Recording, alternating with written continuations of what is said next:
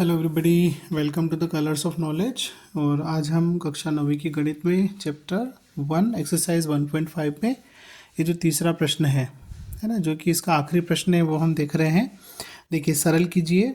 इससे पहला प्रश्न दिया है 2 की घात 2/3 गुणा 2 की घात 1/5। ठीक है, तो देखिए इसका एक सिंपल सा सूत्र होता है। यहाँ पर जो ये 2 है ये आधार है और 2/3 और 1/5 क्या है, घात है। ठीक है, तो आधार एक समान है ना, यहाँ पर भी 2, यहाँ पर भी 2, तो दोनों आधार समान होने पर जो घातें होती है वो आपस में क्या होती है, जुड़ जाती है।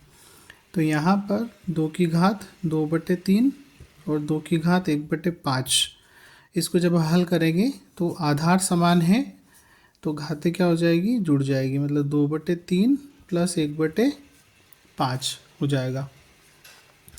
अब यहाँ पर 2 घात में 3 और 5, इसका लघुत्तम लेंगे हम 3 और 5 का, तो 3 एकम 3 और 5 एकम 5, मतलब कितना आएगा, 15 लघुत्तम आएगा। ठीक है, 3 से भाग देंगे, 3 और 5 15, 5 का 2 में गुणा करेंगे 10, प्लस 5 दिया 15, 3 एकम 3, तो ये हो जाएगा 2 की घात 13/15। ठीक है, ये पहले प्रश्न का उत्तर है। अब इसी का दूसरा प्रश्न हम देखेंगे। देखिए, अब इस तीसरे के दूसरे प्रश्न को देखते हैं। इसमें 1/3 की घात 3 है और उसके ऊपर घात 7 दी गई है। तो यहाँ पर हम जानते हैं कि देखिए, जब भी बटे में कोई घात आती है तो हम इसको क्या लिख सकते हैं, 1/3 की घात 3 यहाँ पर दिया हुआ है, उसके ऊपर 7 दिया गया है।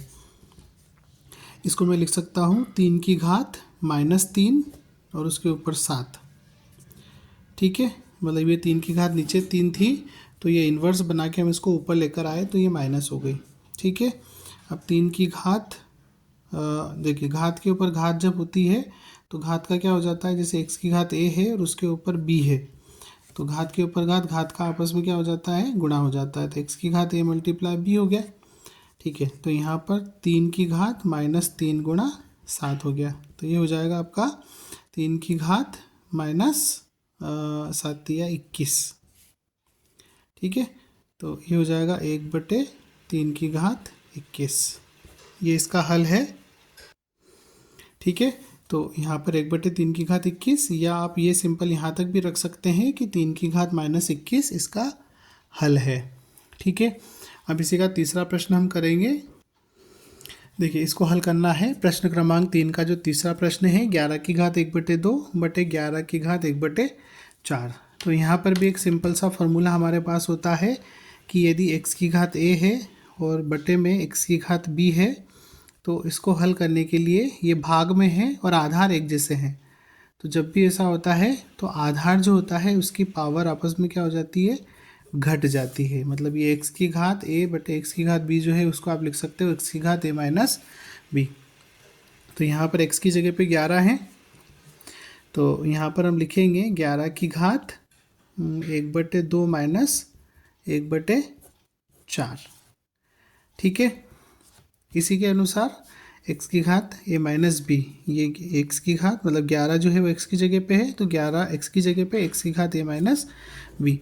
अब यहाँ पर आप 2 और 4 का लघुत्तम लेंगे तो 4 आएगा, 2 दूनी 4 होगा, तो 2 एकम 2 माइनस 4 से 4 को काटेंगे 1 आएगा 1, तो ये हो जाएगा 11 की घात 1/4 इसका उत्तर। ठीक है, ये तीसरे का तीसरा हो गया। अब एक आखिरी प्रश्न इसका बचा हुआ है, चौथा प्रश्न, वो भी हम देख लेते हैं। देखिए, चौथे प्रश्न में दिया है 7 की घात 1/2 और गुणा 8 की घात 1/2। ठीक है, अब यहाँ देखिए, यहाँ पर घातें एक जैसी है लेकिन जो आधार है वो अलग है। यहाँ आधार 7 है और यहाँ पे आधार 8 है, तो जब आधार अलग अलग होते हैं तो यहाँ पर हम लिखेंगे, देखिए जैसे x की घात a आपको दी है और y की घात भी आपको a दी है मल्टीप्लाई में, तो उस केस में x और y का गुणा हो जाता है और घात 1 लग जाती है। ठीक है, तो यहाँ पर 7 गुणा 8 की घात 1/2, ये हो जाएगा, 56 की घात 1/2। ये इसका सोल्यूशन है। आशा करता आपको समझ आया होगा। Thanks for watching. वीडियो को लाइक कर दीजिए, शेयर कर दीजिए, चैनल को सब्सक्राइब कर लीजिए और मुझे सपोर्ट कीजिए। Thank you.